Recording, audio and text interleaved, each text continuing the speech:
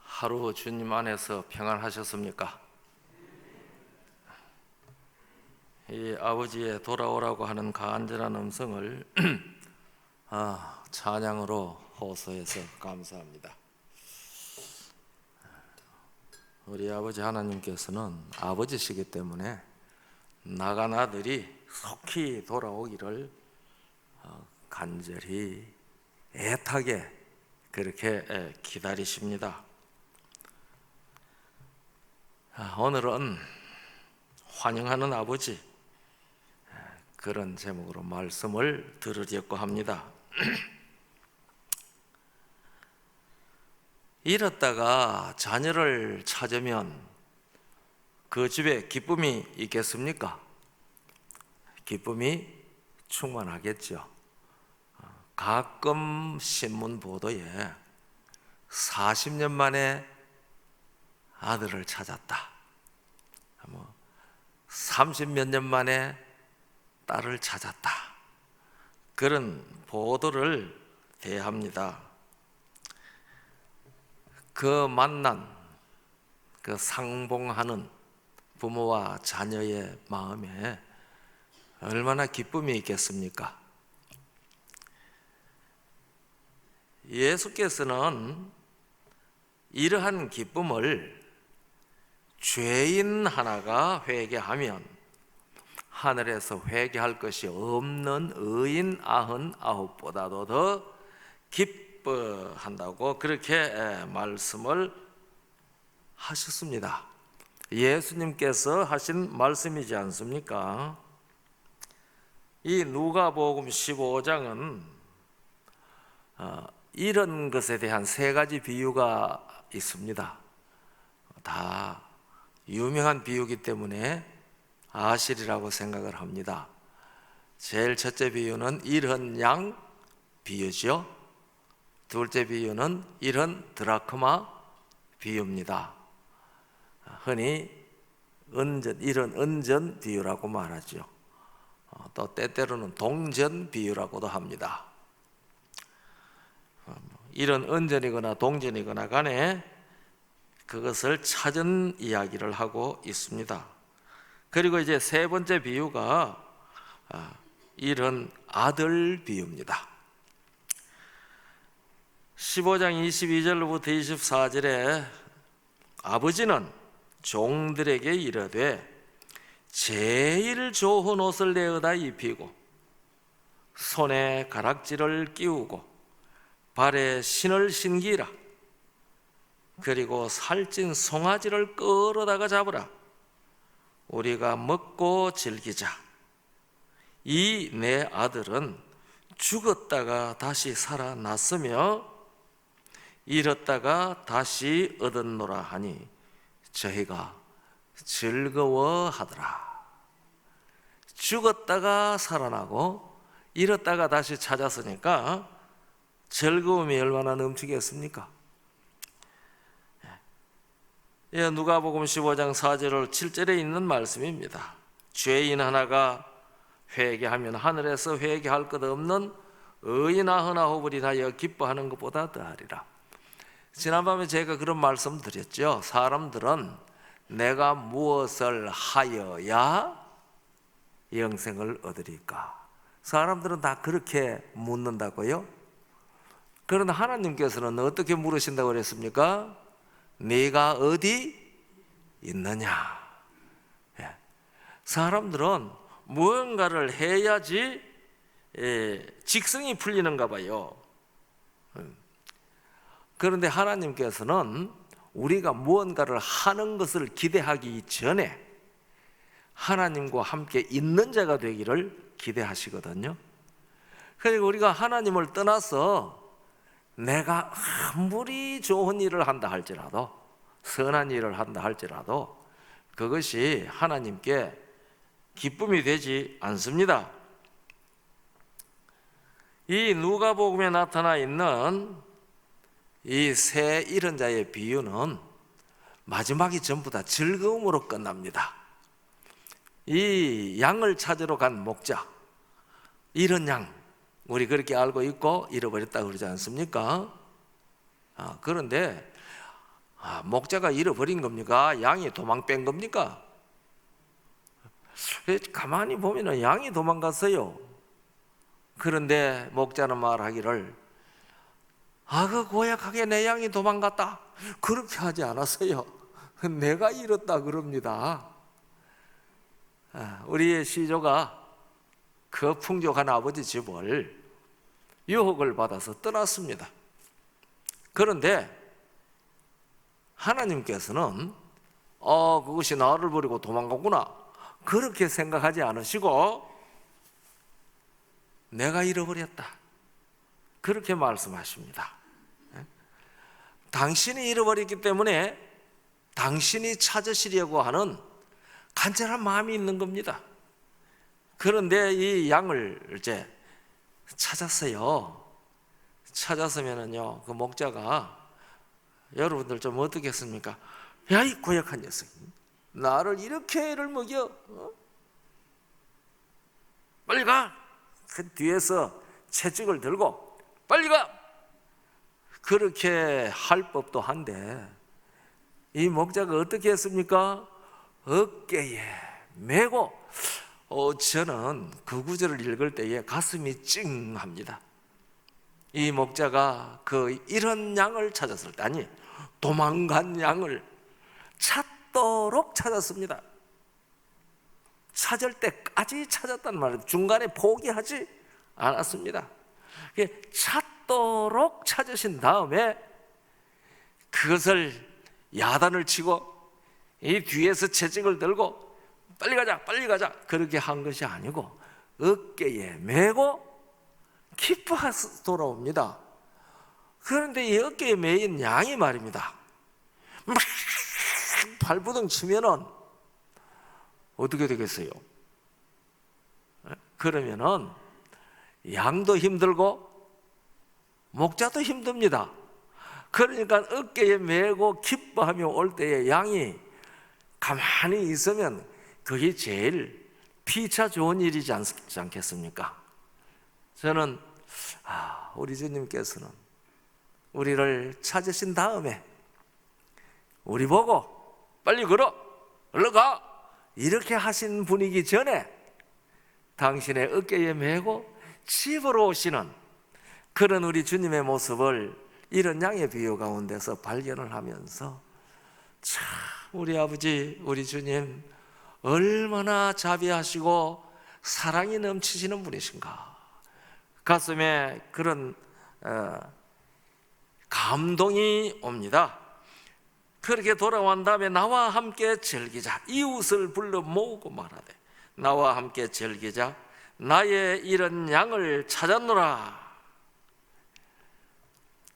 지금 이 구도자 되시는 분들, 내일 또 침례를 받기 위하여 준비하시는 분들이 계시는 모양인데요, 그 한 사람은 하늘에 회개할 것이 없는 의인 99을 인하여 기뻐하는 것보다 더 큰 기쁨을 하늘에 바치는 사람들입니다.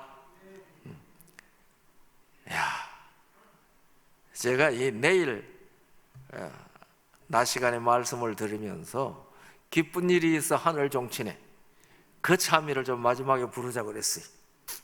기쁜 일이 있어 하늘 종치네, 먼데 죄인 돌아왔도다. 의인 99을 인하여 기뻐하는 것보다 더 큰 기쁨이 있는 그러한 즐거움이 있는 거거든요. 이 세 비유가 다 즐거움으로 끝을 장식하고 있습니다. 이것은 하나님의 마음, 우리 아버지의 마음을 잘 드러내는 그러한 비유입니다. 이것은 이런 자식을 찾은 부모의 심정을 드러낸 것이고, 하나님은 우리의 아버지시라는 사실을 확인하고 선언하는 내용입니다.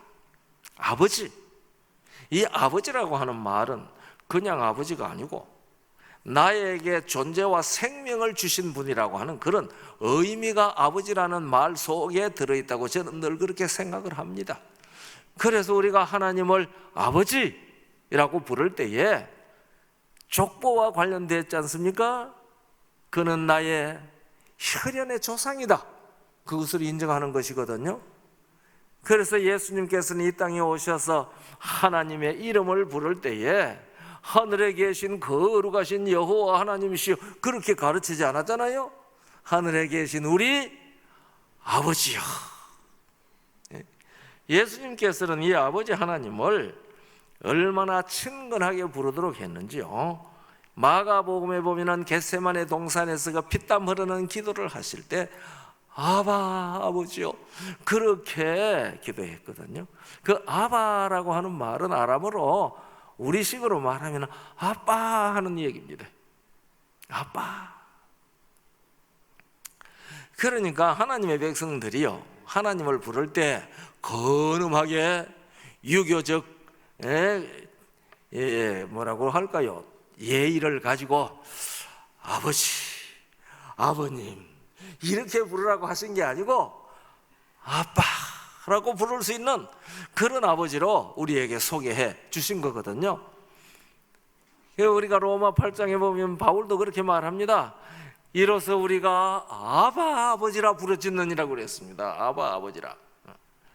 성경에 창조주이신 우리 아버지 하나님은 그와 같이 우리와 더불어 친근한 혈연적 관계, 그런 관계를 가지신 아버지로 우리에게 나타내고 있는데 이런 것을 찾은 새 비유에서는 다 그런 관계, 그런 아버지의 심정을 우리에게 확인시켜주는 그러한 내용입니다. 이 세상에 살고 있는 모든 인류는 아담 안에서 다 잃어버린 바 되었습니다. 아담이 에덴에서 하나님 아버지가 주신 영생의 생명을 잃어버리고 쫓겨난 후에 마지막 아들 아담으로 오신 예수님 안에서 회복되는 길이 마련되지 아니했으면 우리는 아버지께로 돌아갈 수도 없고 아버지라고 부를 수도 없는 처지에서 멸망하고 말았을 것입니다. 그러나 말씀 하나님 창조주이신 그분께서 사람이 되어서 마지막 아담으로 오셨습니다. 그래서 첫 아담 안에서 죽은 모든 사람들은 마지막 아담 안에서 다 살 수 있도록 해 주셨습니다. 그래서 첫 아담은 산 영이 되었다 함과 같이 마지막 아담은 살려주는 영이 되었느니라. 고린도전서 15장 45절에 있는 말씀이거든요. 첫 아담은 산 영이 되었지만은 그러다가 하나님을 떠나서 육체가 되어버렸습니다. 육체. 그래서 저는 육체뿐이라 우리가 창세기 6장 3절을 읽어보면은 이는 그들이 육체가 됨이라 그런 말씀이 나옵니다. 그 육체가 됨이라고 하는 말을 좀 더 원문을 강조해서 살려서 번역을 하면은 범죄함으로 육체가 됨이라 그렇게 번역할 수 있는 문장입니다. 그래서 선악을 알게 하는 나무의 실과를 먹고 하나님 아버지의 집을 떠나니까 육체가 되어버렸습니다. 그래서 그의 모든 후손들은 육체로 태어나서 소망이 없어요. 생명이 없는 겁니다. 생명. 핍절해서 주리에 죽게 된 상태로 그걸 채우기 위해서 쥐엄절매 먹는 존재들이 되어버렸다 그 말입니다.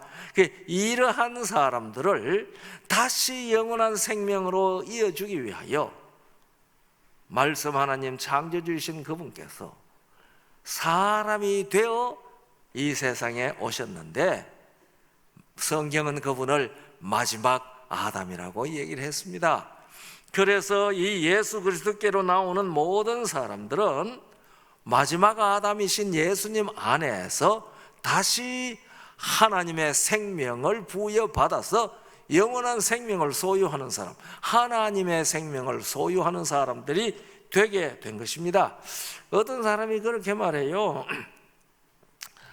어이구 100마리나 있는데 한 마리 잃어버렸는데 왜 그 99마리는 덜에 내버려 두고 한 마리 찾으러 갔나? 그런데 그때 와가 이 99마리 사고 치면 어떻게 하려고 그래?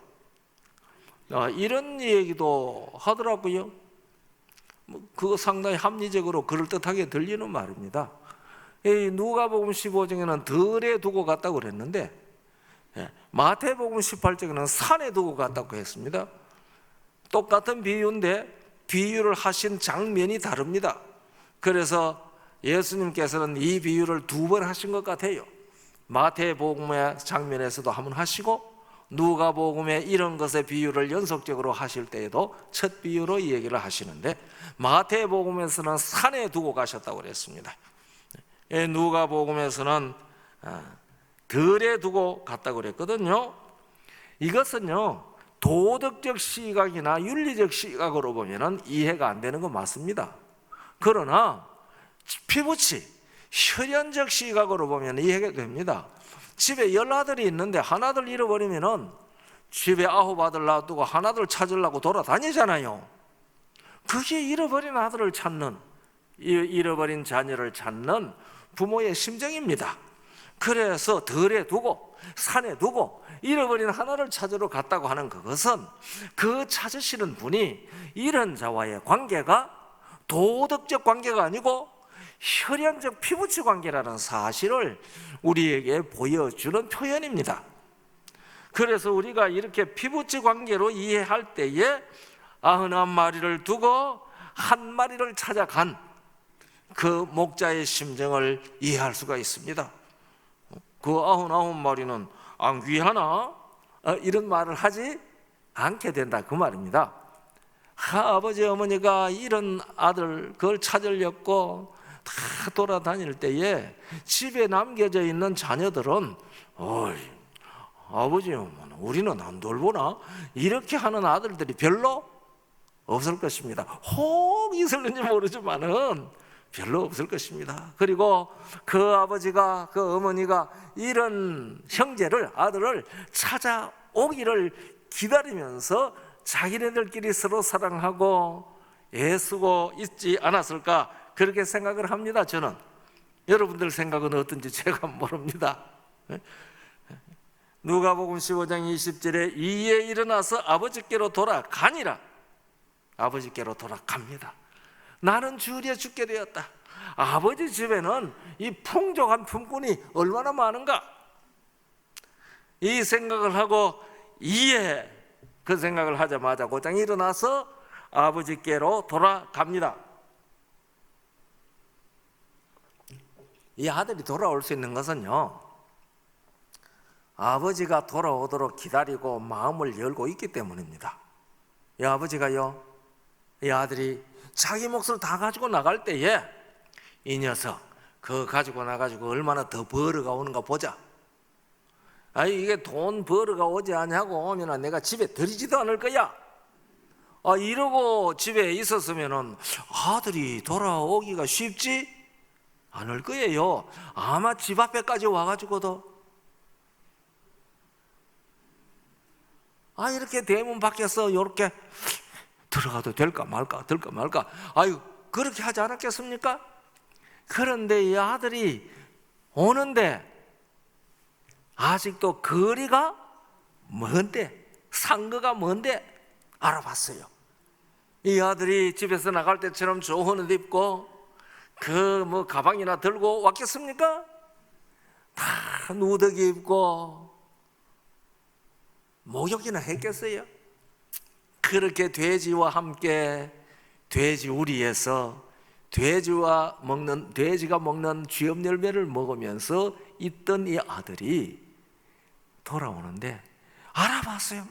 먼 데서 알아보고 아버지가 달려갔어요. 달려갈 때 돼지 냄새 풀풀 나지 않았겠어요? 났다고 생각을 합니다. 제가 저 아산에 우리 딸 집에 오면 있는데요 그 근방에 축사들이 있나 봐요. 축사 어디 좀 멀리 있는 것 같아요. 그런데도 바람이 불면은 그 축사 냄새가 나요. 그러면 역해요. 그런데 돼지 우리에 둥글다가 돼지 먹는 음식을 먹다가 오는 그 아들한테 돼지 우리 냄새 안 났겠습니까? 그런데 이 아버지의 사랑은 눈을 멀게 하고 아버지의 사랑은 감각을 둔하게 했는지도 모릅니다. 그 아들에 대해서. 그런 냄새고 무엇이고 몰골이고 상관없어요. 돌아온 것만 반가운 겁니다. 달려가서 안고 입을 맞추었어요. 아마 이 볼이나 여기가 때가 덕지 묻어 있었을지도 모릅니다. 아무것도 아랑곳하지 않았습니다. 돌아온 것만도 너무 좋았던 것이죠. 돌아오시기 바랍니다. 구도자 되시는 분들, 우리 아버지 하나님께서 이런 마음을 가지고 기다리시는 겁니다. 돌아온다고 마음만 먹으면 달려가서 껴안으십니다. 입 맞추십니다. 내가 이 세상에서 죄의 구렁이에 어떻게 뒹굴었든지 간에, 어떤 죄의 냄새가 나든지 간에 껴안으시고 입 맞추시고 집으로 데려가시는 것이 우리 아버지입니다. 미국 개척시대에요, 어떤 시골 마을에 나무꾼 부부가 살고 있었어요. 그런데 이 나무꾼은 나무를 산에 가서 나무를 해가지고 와서 그걸 갖다 내다 팔고 그래서 생활을 이어갔는데요, 언젠가부턴가 그 아내가 예수를 믿기 시작을 했어요. 그 마을에 예배당이 들어서고 목사님이 집집마다 방문할 때 이 아내가 그 진리를 받아들이고 교회를 가게 된 거예요. 그런데 이 남편은 시큰둥해요. 그러던 어느 날 나무를 한 점 저한테 해가지고 짊어지고 이렇게 오는데 보니까요, 자기 집에 어떤 남자가 와가지고 자기 아내하고 말로 하자면 텐마루에 앉아서 뭐라고 얘기를 하고 있거든요. 의심이 들어났어요. 내가 이렇게 나무꾼이 돼가 이러고 있으니까 저 여자가 어떤 외간 남자하고 연애하나? 이런 생각이 들었어요. 그래서 이 나무찜을 쥐고 말입니다, 좀 걸음을 급하게 오고 있는 겁니다. 그런데 이 아내가 자기 남편이 자기가 교회 가는 일을 싫어한다는 것을 알고 있었거든요. 그래서 멀리 좀 오는 것을 봤습니다. 그리고 목사님에게, 목사님, 저 남편이 오는데 이렇게 성경 공부하는 거 별로 좋아하지 않으니까 다음에 또 만나고 가시죠. 그래서 이 목사님도 눈치를 채고 얼른 떠났어요. 근데 오다 보니까 사람은 나가고 자기 부인은 나와서 배웅을 하고, 이런 모습을 보니까요, 화가 잔뜩 났어요. 그래가지고 탁 집에 들어보니까 거기에 펴놓고 공부하던 성경책이 있거든요. 큰 성경도 아니에요. 회중 성경 뭐 조만한 걸 갖다 펴놓고 있는 거예요. 그러니까 나무찜을 꽉 불어놓고서는 그 성경을 가져가가지고 화가 얼마나 났던지요, 펴놓인 그 자리에 가서 도끼를 가지고 팍 찍었어요. 나무 찍는 판에 놓고. 그래가지고 이 성경이 두 조각으로 탁 났습니다. 그래 놓고 좀 미안했어요. 그러니까 두 조각 난 거 하나는 자기 주머니에 집어넣고 하나는 마루 위에 픽 집어 던졌습니다. 그리고 잊어버렸어요. 이제 어떤 날 산에 가서 또 나무를 하는데 주머니에 무심코 손을 터보니 뭐가 만져지는 겁니다. 자기는 뭘 넣은 기억도 없는데 이게 도대체 뭔데 이걸 펴놔놓고 이 마누라가 이걸 읽으라고 그러냐. 그래서 그걸 갖다 읽기를 시작했는데요, 마침 탕자비유예요, 그 펴놨던 자리가. 그래 쭉 읽다 보니 일어나 아버지께로 돌아가리라. 그러고 끝나버렸어요. 그러니까 이 남편이 말입니다, 그 다음에 이 녀석이 어떻게 됐을까? 그게 너무 궁금했어요. 이 녀석이 집으로 돌아와서면은 혼났겠지.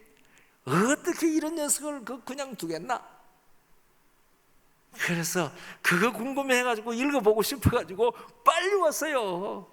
빨리 와서 자기 부인 보고, 여보, 그거 좀 내봐. 그거 뭐 말이요? 그거 요전에 내가 찍은 거 그거.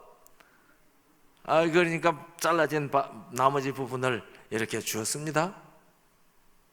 주고 이제 아들이 혼나는 모습을 상상을 하면서 그 다음 부분을 읽다가 상거가 먼데 달려나갔어. 안고 입을 맞추고 집으로 돌아와서 좋은 옷 입히고 가락지 끼우고 쭉 이 얘기를 읽다가 그걸 놓고 멍하니 쳐다보면서, 이야, 세상에 참 좋은 아버지도 있네. 세상에 참 좋은 아버지도 있네. 독백하다시피 혼자 그렇게 말했습니다. 옆에서 그 모습을 보고 있던 아내가 말했습니다. 여보, 그 아버지가 누군지 아느냐고. 그 아버지가 누군데? 그 아버지가 바로 내가 믿는 하나님 아버지. 우리 하나님 아버지는 그런 분이요.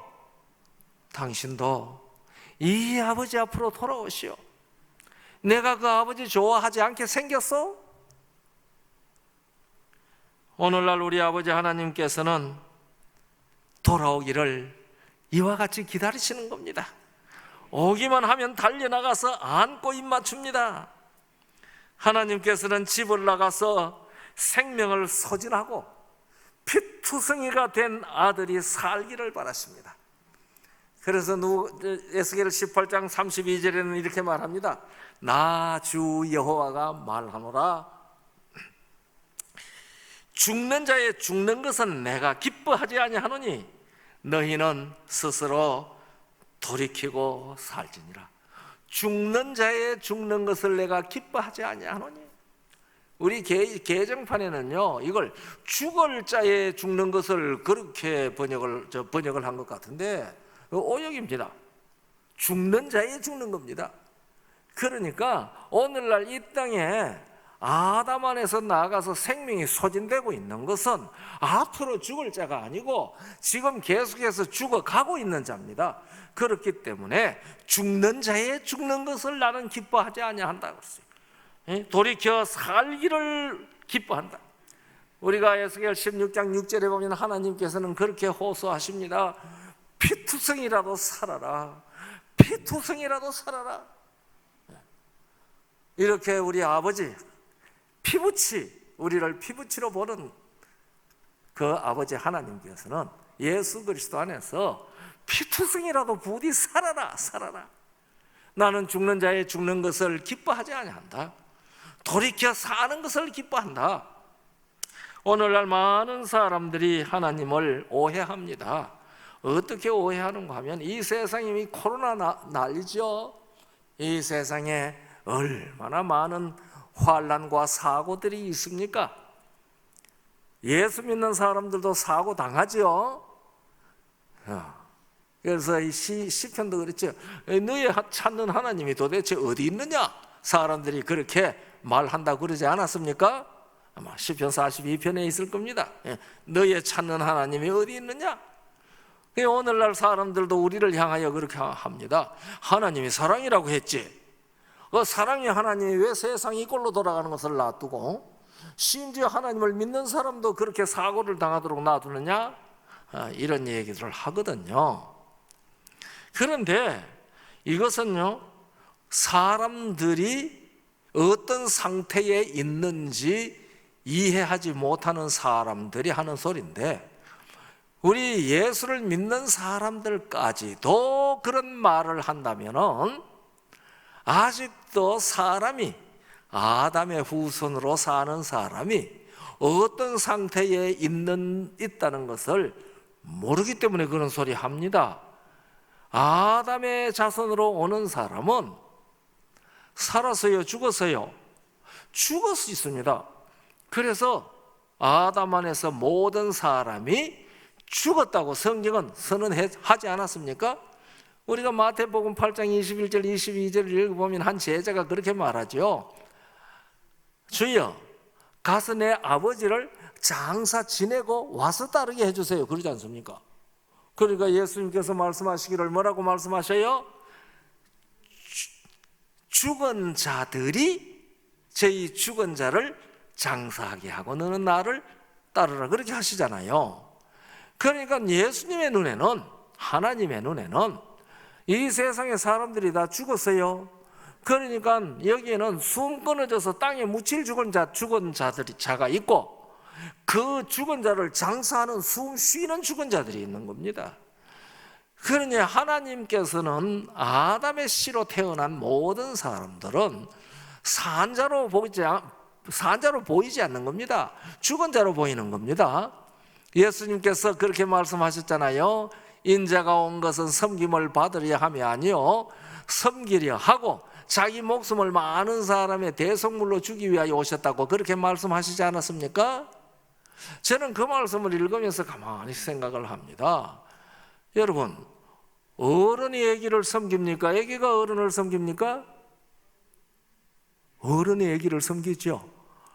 이거 너무 섬겨놓으면요, 그 아이가 어른 돼도 곤란합니다. 합당하게 잘 섬기시기 바랍니다. 예. 건강한 사람이 환자를 섬깁니까? 환자가 건강한 사람을 섬깁니까? 건강한 사람이 환자를 섬기죠. 죽은 자가 산자를 섬깁니까? 산자가 죽은 자를 섬깁니까? 예수님께서 이 세상에 딱 오시니까 이 세상에 산자가 누구밖에 없어요? 예수님밖에 없어요. 다 죽은 자예요. 인자가 온 것은 섬김을 받으려 함이 아니요 섬김을 받을 수가 없습니다. 다 죽었는데 어떻게 섬깁니까? 도리어 섬기려 하고 자기 목숨을 많은 사람의 대속물로 주려 함이라. 내가 내 목숨을 주어서 섬기는 일로 이 많은 사람들을 죽은 가운데서 살려주시겠다는 선언입니다. 그 말씀이요. 그러니까 그 말씀을 하시는 분은 생명이 있는 분이지 않습니까?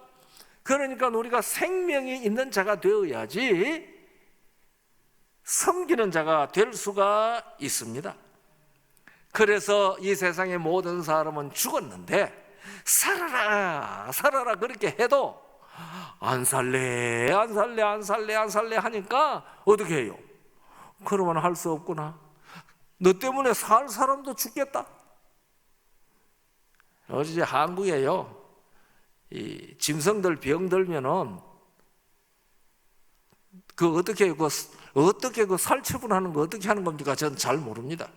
아직도 살아 있는데 살처분하는 짐승들 많이 있잖아요.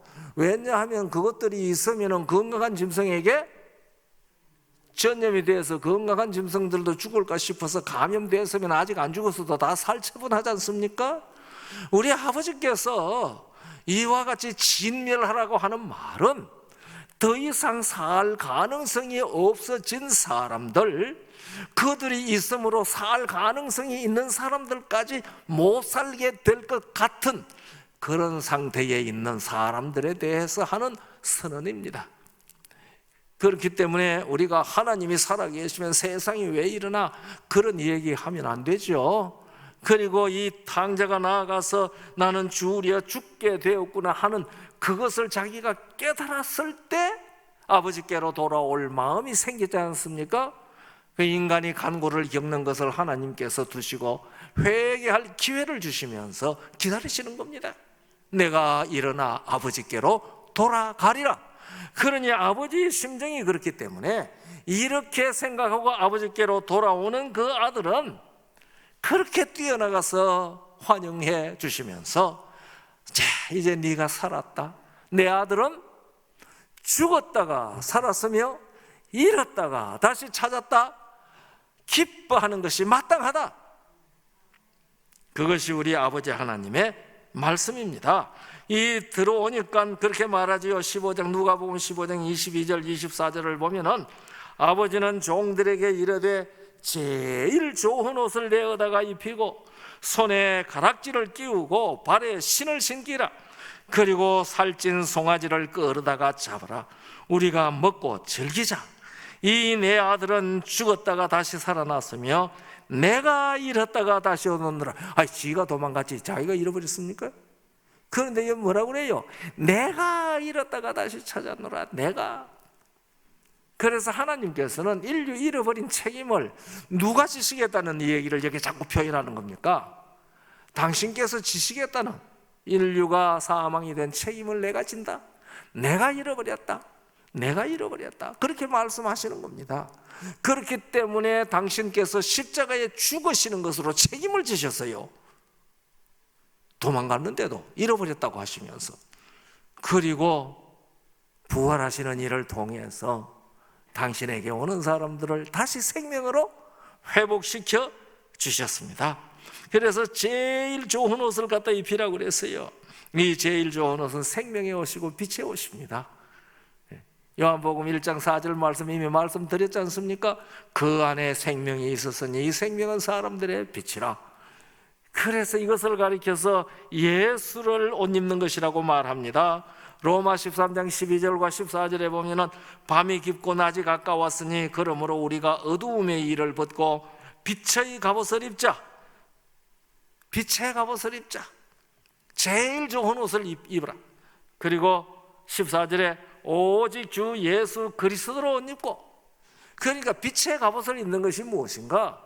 그건 예수 그리스도로 입는 것이라 말입니다. 예수님은 세상에 빛이시니까 예수님으로 옷을 입는다는 것은 빛의 옷을 입는다는 겁니다. 이게 제일 좋은 옷입니다. 오늘 이 자리에 오신 분들 다 이 제일 좋은 옷을 입혀주셨는데 잘 입고 있습니까? 그 옷이 귀찮아서 벗어버리신 분은 혹 안 계십니까? 네. 그리고 손에 가락지를 끼우라고 그랬는데요, 이거는 혈연 관계의 회복을 뜻하는 겁니다. 언약을 회복하는 표시입니다. 우리가 출애굽기 31장 16절 17절을 보면 이렇게 말합니다. 이같이 이스라엘 자손이 안식일을 지켜서 그것으로 대대로 영원한 언약을 삼을 것이니 이는 나와 이스라엘 자손 사이의 영원한 표징이며 나 여호와가 엿새 동안에 천지를 창조하고 제7일에 쉬어 평안하였음이니라. 이게 이제 창조주와 한 가족으로 회복된 사실을 나타내는 것이 가락지 끼우는 거거든요. 이 미국 서부 사회에는 그런 것 같아요. 미국에는 결혼하면 결혼 반지를 끼는데 그 결혼 반지를 끼고 있지 아니하는 여자는 결혼 안 한 자로 간주하는 것이 사회 풍속이라고 그럽니다. 그래서 우리 재림교인들 폐물 차지 말라고 얘기하는데도 결혼 반지 끼는 것에 대해서는 말 안 합니다. 왜냐하면 그것은 사회에 나갔을 때에 나는 남편이 있는 사람입니다. 그것을 나타내는 언약의 표가 되기 때문에 그런 거거든요. 그러니까 우리가 천지와 만물을 엿새 동안에 창조하신 하나님의 가족, 하나님의 자녀라고 하는 표, 그 가락지거든요. 언약의 가락지입니다. 저는 안식일, 오늘 안식일 첫 시간이죠. 저는 안식일을 이야기할 때 제7일이라는 말을 앞에 붙이기를 좋아합니다. 제7일 안식일. 하루는 지구가 한 바퀴 자전하는 것이지 않습니까? 한 달은 달이 지구 주위를 공전하는 겁니다. 그렇죠? 1년은 지구가 태양 주위를 한 바퀴 공전하는 겁니다. 그런데 일주일은 천연계에 그런 것이 아무것도 없습니다.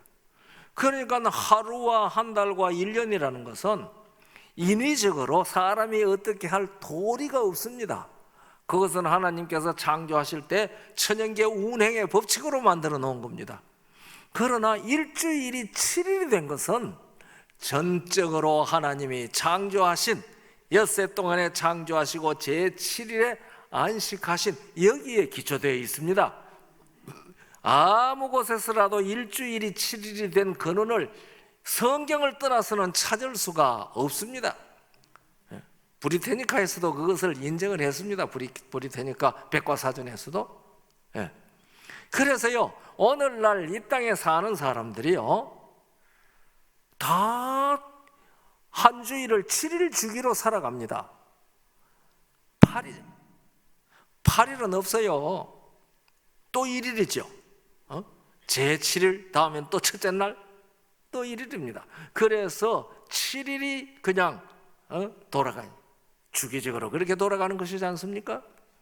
그러니까 이 세상에 예수를 믿든지 여세 동안에 천지를 창조하시고 제7일에 하나님께서 쉬셨다는 것을 인정하든지 안 하든지 이 사람들은 자동적으로 하나님이 여세 동안에 창조하시고 제7일에 안식하신 그 주기 안에서 살고 있습니다. 다만 모를 뿐이죠. 그것을 알고 그 7일을 살면서 일곱째 날 이 사실을 인정하고 하나님 앞에 예배하는 것은 제7일을 안식일로 기억하여 지키는 사람들밖에 없습니다. 이 사람들은 하나님과 우리 사이에 언약의 가락지를 끼고 있는 것입니다. 그래서 이 제7일은 나는 하나님께 속한 사람이다, 나는 하나님의 가족이다 라고 하는 것을 나타내는 반지 가락지를 끼고 있는 사람들입니다. 이 아들에게 가락지를 끼운 것은 너는 이제 내 가족이다, 내 아들이다, 아들의 신분을 확인해주는 증표로서 가락지를 끼웠습니다. 자, 목욕시켰죠. 좋은 옷 갖다 입힐 때 목욕 안 시켰겠습니까? 그냥 목욕시켰죠. 가락지 갖다 끼웠죠. 그 다음에는 또 무엇을 신겼습니까? 발에 신을 신기고 신을 신겼습니다. 자, 우리가 이사야 52장 7절을 보면 이런 말씀이 있습니다.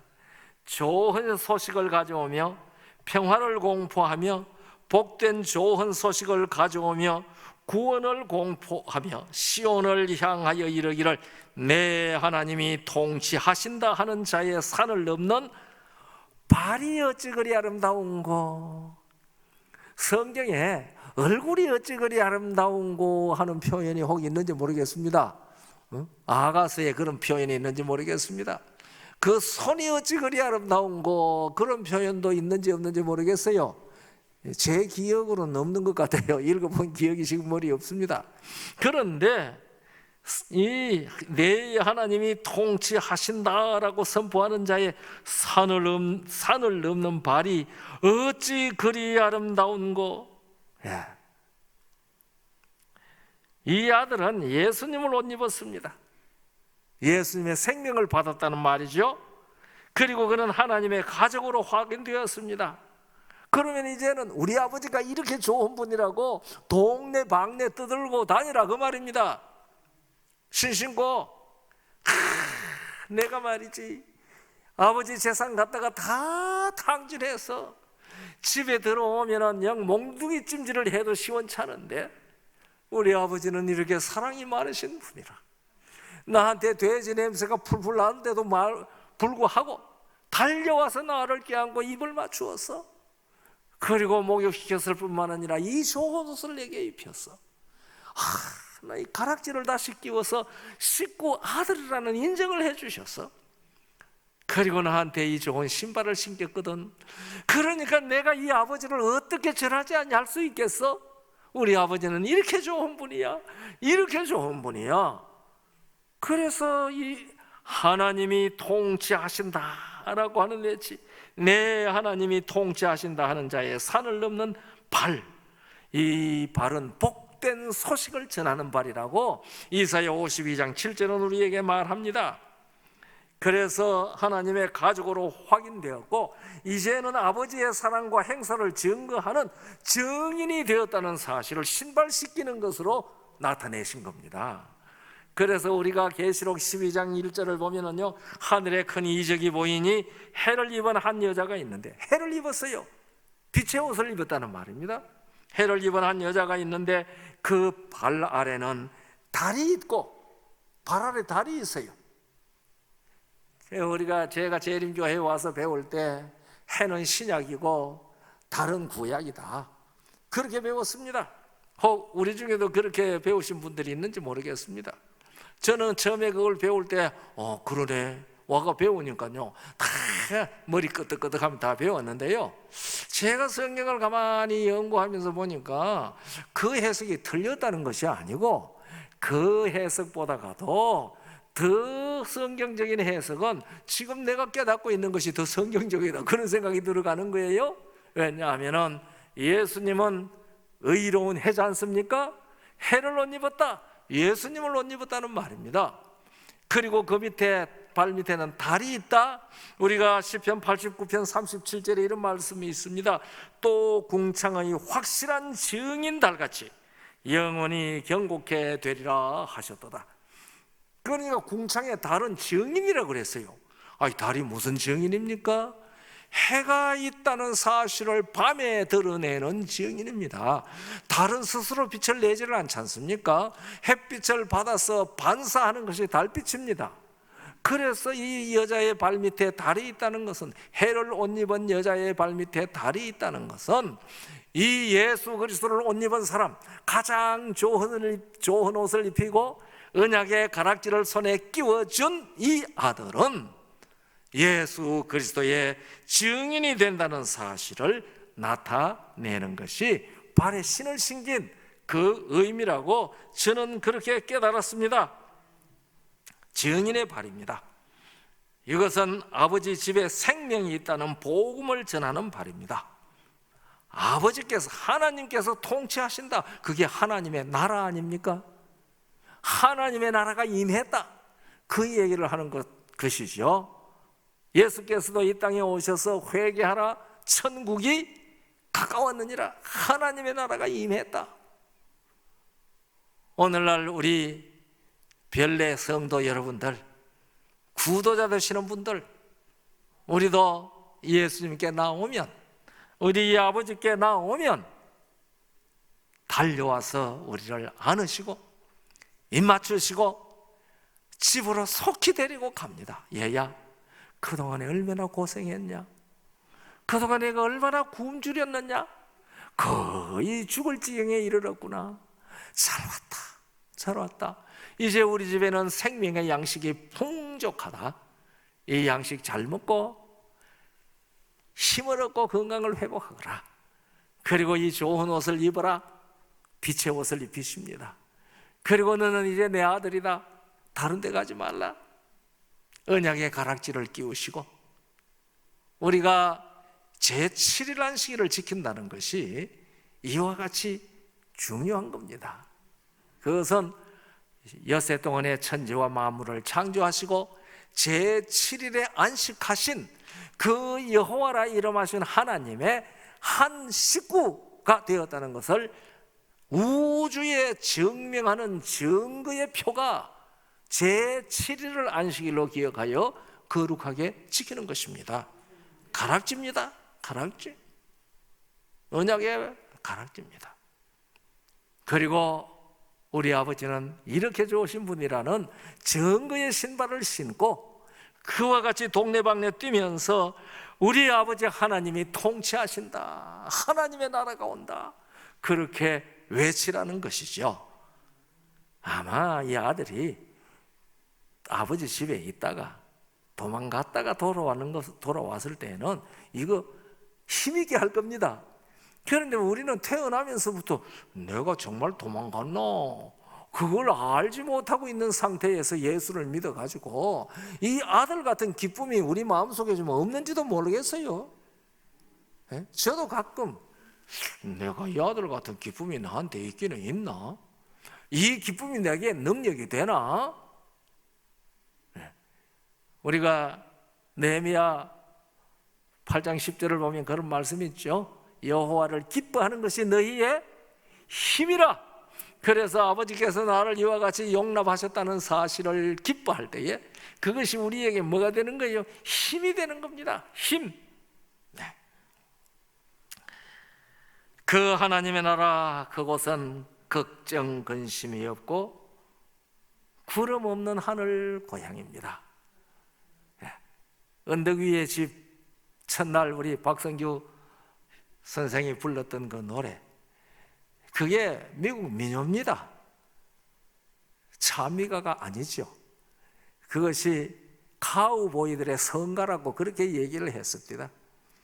그리고 미국의 대통령 루즈벨트가 그 노래를 그렇게 좋아했다고 그렇게 적어 놨더라고요.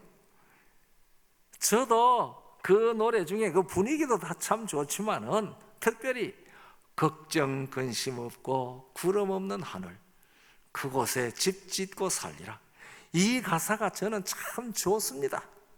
이 아버지 집, 이것은 걱정 근심 없고 구름 없는 하늘 고향 나라입니다.